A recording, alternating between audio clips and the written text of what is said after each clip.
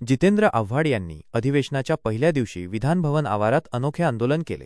त्यांनी बेड्या घालून विधानभवनात प्रवेश केला। ही कृती त्यांच्या विरोधाचा एक भाग असल्याचे दिसते। सर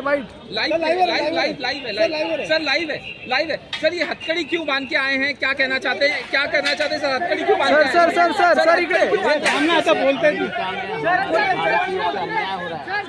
जिस तरीके से उनको बांध के लाया जा रहा है भारत में, कौन है कोई भारत में सुरक्षित नहीं है। अमेरिका के खिलाफ एक शब्द अरे उधर भी जा रहे हो। अभिव्यक्ती स्वातंत्र्यावरती जो घाला घातला जातोय, ज्या पद्धतीने व्यक्त होणाऱ्या कार्यकर्त्यांवरती गुन्हे दाखल करून त्यांचे आवाज बंद केले जात आहेत, ती पद्धत चुकीची आहे। आमचा संविधानिक अधिकार आहे, आम्हाला व्यक्त होता आलंच पाहिजे। Right to expression, right to speech, हे सगळे आमचे मूलभूत अधिकार आहेत आणि ते मूलभूत अधिकार हे शाबित राहिले पाहिजेत, म्हणून या बेड्या आहेत। या बेड्या याच्यासाठी पण आहेत की अमेरिकेमध्ये जे भारतीयांवर अन्याय होत आहेत, व्हिसाच्या बाबतीत ट्रम्प सरकारने आखलेलं धोरण आहे, अनेक भारतीयांचा घर संसार उद्ध्वस्त करणारे आहेत। ज्या पद्धतीने भारतीयांना एका विमानात 2 विमानात कोंबून भारतात पाठवलं, म्हणजे पायात साखळदंड, हातात हतकड्या,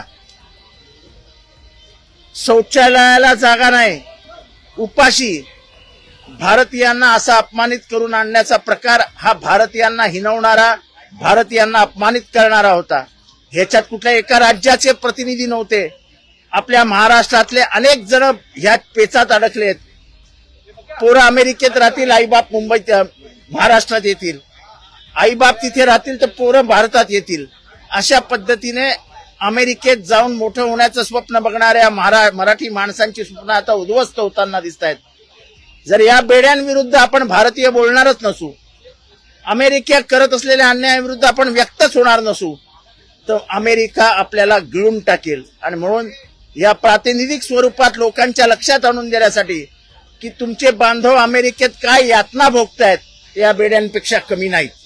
आणि म्हणूनच या बेड्या माझ्या हातात आहेत की एकतर अभिव्यक्ती स्वातंत्र्याला, आमच्या स्वातंत्र्यावर गणा आणू नका आणि अमेरिकेविरुद्ध आवाज उचलायला शिका। अमेरिका आपली बाप नाही। माझ्या चॅनलला सबस्क्राइब करा आणि बेल आयकॉन दाबा, जेणेकरून तुम्हाला माझे नवीन व्हिडिओ मिळतील।